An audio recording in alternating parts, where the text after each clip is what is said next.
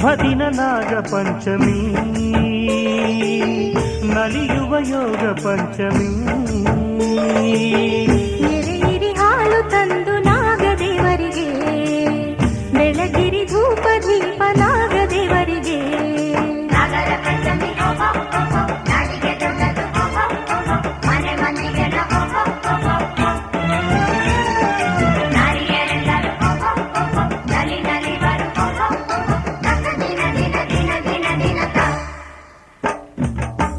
ಶುಭ ದಿನ ನಾಗ ಪಂಚಮಿ ನಲಿಯುವ ಯೋಗ ಪಂಚಮಿ